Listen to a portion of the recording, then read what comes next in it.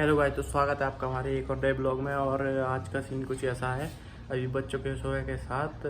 और आज हमारा प्लान है चंबल नदी पर जाने का, क्योंकि वहाँ पर चंबल बहुत ही ज़्यादा चढ़ी हुई है। आज उसका बहुत ही ज़्यादा रौद्र रूप, बहुत ही ज़्यादा पानी चल रहा है चंबल में, और पास के इलाके में बाढ़ आ चुकी है। तो हम देखने जा रहे हैं चंबल। तो चलिए जल्दी से चलते हैं।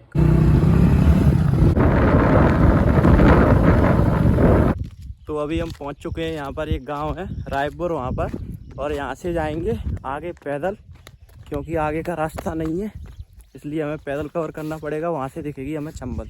तो चलिए चलते हैं।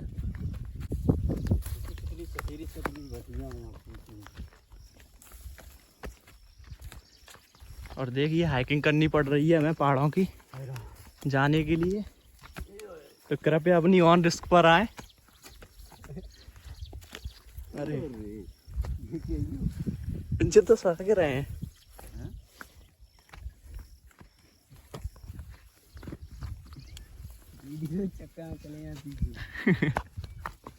ऐसी होने गिरे हमें चमनील दिखेगा।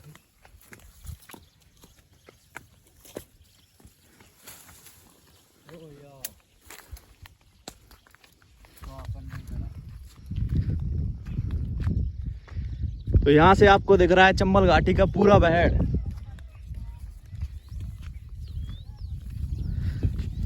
और वो जो आपको दिख रही है वो है चंबल। अभी पानी का लेवल बहुत ही ज़्यादा कम हो गया है। पहले पानी का लेवल ये जो नीचे है यहाँ तक था, तो सोचिए आप कितना भयानक रूप होगा।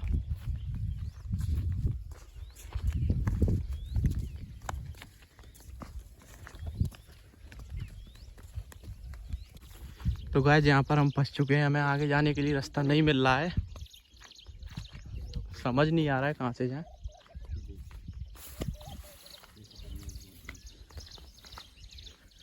यहाँ से नीचे बहुत भयानक खाई, हमें जाना है उस पार। थोड़ा सा आगे से जाएंगे आज, शायद अब हमें रास्ता मिल चुकी है आगे जाने के लिए। देखते हैं यहाँ से आगे जा पाते हैं या नहीं। लग तो रहा है पहुँच जाएंगे।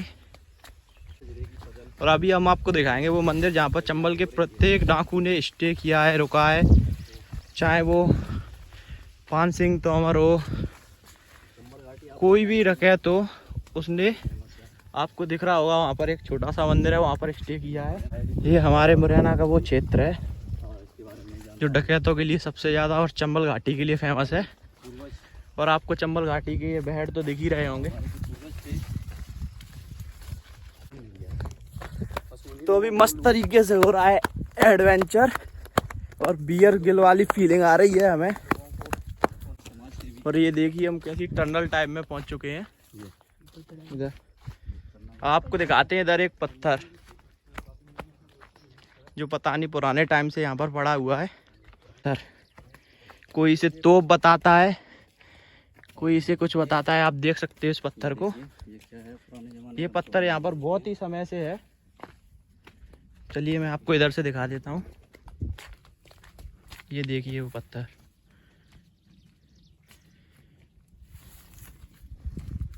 तो चलिए चलते हैं आगे। वो देखिएगा आज आपको चंबल थोड़ी थोड़ी दिखना स्टार्ट हो गई होगी। इस बार चंबल में इतना ज़्यादा पानी था, इतनी ज़्यादा बाढ़ आई थी उस और पास के क्षेत्र में, उसने 1996 में इतनी ज़्यादा बाढ़ आई थी, उसका रिकॉर्ड 2022 में तोड़ा है। और यहाँ पर कल महाराज ज्योतिराव सिंधिया जी भी आए थे, बाढ़ से पीड़ित लोगों को समझाने के लिए, उन्हें हर्जाना दिलाने के विश्वास देने के लिए कल वो आए हुए थे। आपको जूम करके दिखा देता हूँ। ये वो चिड़ियाओं के घोंसले होते हैं,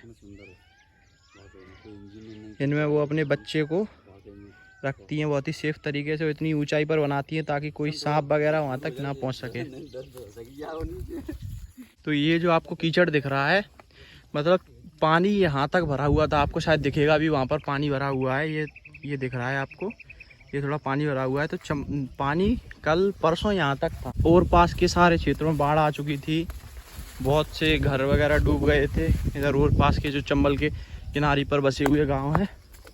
तो फाइनली अब मैं दिखाने जा रहा हूं आपको वो सीन जिसे देखने के लिए बहुत बहुत दूर से यहाँ पर लोग आते हैं। तो देखिए ये है वो सीन। आज फिर भी बहुत ज़्यादा कम हो चुका है इसका पानी का स्तर। यहाँ से आपको दिख रहा होगा दूर तक पानी पानी है, फिर भी आज बहुत कम है। वरना ये जो जगह दिख रही है यहाँ तक पानी था, तो आप अंदाज़ा लगा ही सकते हैं। तो गाइस इतनी देर से जो मैं मंदिर की बात कर रहा था, जहाँ पे हमारे पूर्वज जो चंबल के डकैत हैं वो सभी लोग आए हैं उस मंदिर पर, उन्होंने रात गुजारी है। आपको चलिए वो मंदिर दिखाते हैं। अभी उधर भी पानी है, कल तक वो पूरा डूब चुका था, आज फिर भी रहा था क्योंकि चंबल का स्तर बहुत कम हो चुका है, तो वो दिखाई दे रहा है। तो देखिए वो है सामने मंदिर, मैं आपको जूम करके दिखा देता हूँ। ये भूमिया बाबा का मंदिर है।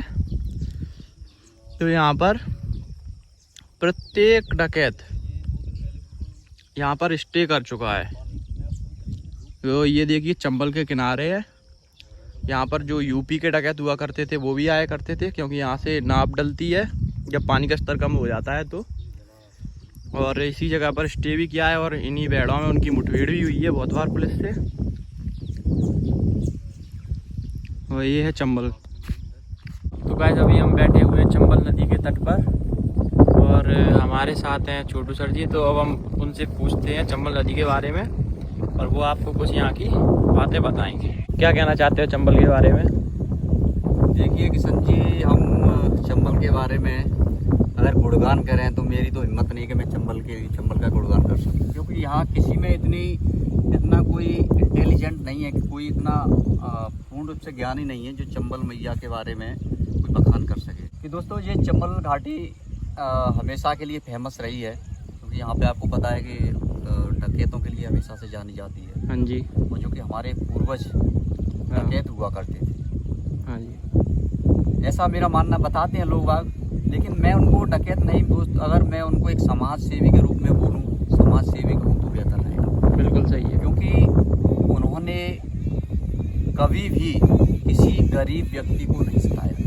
का मंदिर है तो हमारे जो डकैत हुआ करते थे पूर्वज समाज सेवी हुआ करते थे, तो यहाँ पे जो भूमिया बाबा का मंदिर है। तो सर जी इस बार चंबल के रौद्र रूप के बारे में आप क्या कहना चाहोगे? क्योंकि इसने 1996 का रिकॉर्ड तोड़ा है 2022 में, इससे पहले इसने आज तक कभी ये रिकॉर्ड नहीं तोड़ा है। तो इस बारे में आप क्या कहना चाहते हैं? मैं इस बारे में यही कहना चाहता हूँ कि चंबल घाटी इस बार 1996 में जो 1996 में इस तरीके का रौद्र रूप दिखाया था।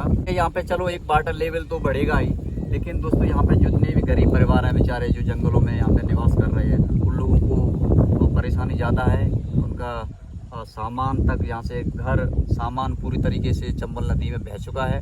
अच्छा। और मैं चंबल मैया से भगवान से यही प्रार्थना करता हूँ कि काफ़ी बहुत हो चुका है और अपने थोड़ा शांत हो जाइए, जिससे हमारे जो चंबल घाटी के जो पास में कुछ लोग जो परिवार रह रहे हैं वो बेचारे पूर्ण तरीके से अपने घर में वापसी कर सकें।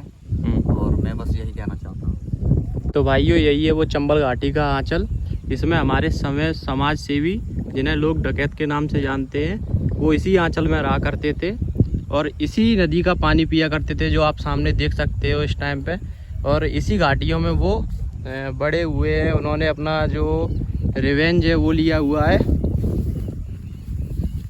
तो यही है वो चंबल घाटी, देख सकते हो आप। और वो मंदिर आपको दिखाया ही था। तो गाइस अभी हमने आपको दिखा दी है चंबल घाटी और अब टाइम आ गया है हम घर पे जाने का, क्योंकि बहुत टाइम हो चुका है यहाँ पर आए हुए।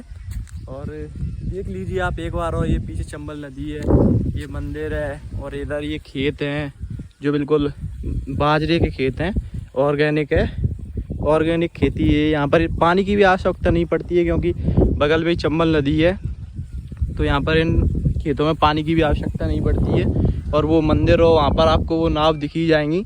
जब ये चंबल का स्तर कम हो जाता है तो यहाँ से उस साइड के लिए नावें डाली जाती हैं, जिससे लोग, वो जो आपको दिख रहा है सामने वो यूपी है और ये एमपी है, और ये चंबल नदी यूपी एमपी के बॉर्डर का काम करती है हमारे यहाँ पर। तो वो सामने आपको दिख रहा है यूपी है, ये एमपी है। तो यहाँ से नावें डाली जाती हैं, इस जगह से डाली जाती हैं। जब चंबल का स्तर कम होता है तो करीब वहाँ तक रह जाती है, फिर वहाँ से नाप डाली जाती है, वो उधर से भी कम हो जाती है। वो उस साइड यूपी के लोग इधर आते हैं, एमपी के उधर जाते हैं। तो अभी हम जाते हुए घर की ओर। तो जा तो जरूर रहे हैं, हाँ? लेकिन जाने का मन नहीं कर मन नहीं कर रहा है। यहाँ कितनी सुंदर कितनी ठंडी ठंडी हवा चल रही है दोस्तों। जा रहे हैं लेकिन मन नहीं कर रहा। मन नहीं है जाने का। जा तो चलिए रहेगा दोस्तों, भाई भैंसें खड़ी हुई हैं और कुछ खाया भी।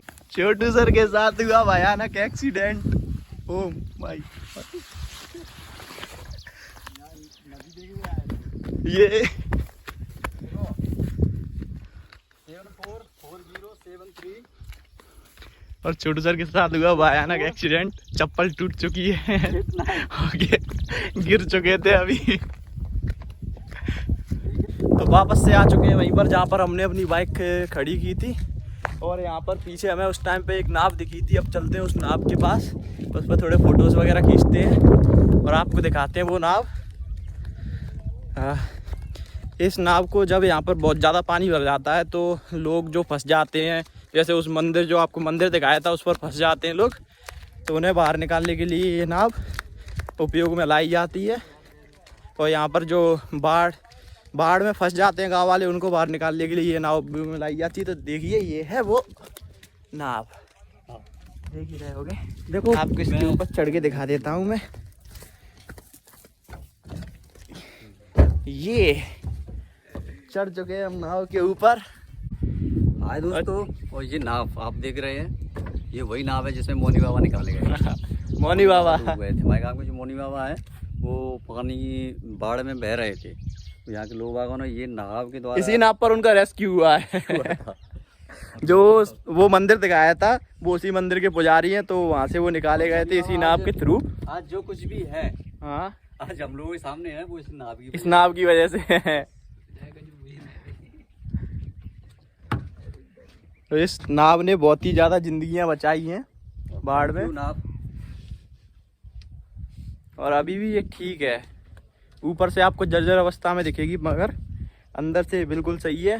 और ये वर्किंग है। इस सदी के सबसे ग्रेट फोटोग्राफर छोटू सर फोटोग्राफी करते हुए, और ये है उनका ऑब्जेक्ट पिच्चू। ये बहुत शानदार भाई साहब फोटो आया, एक नंबर। आप देख सकते हैं, देखिए क्या शानदार फोटो लिया।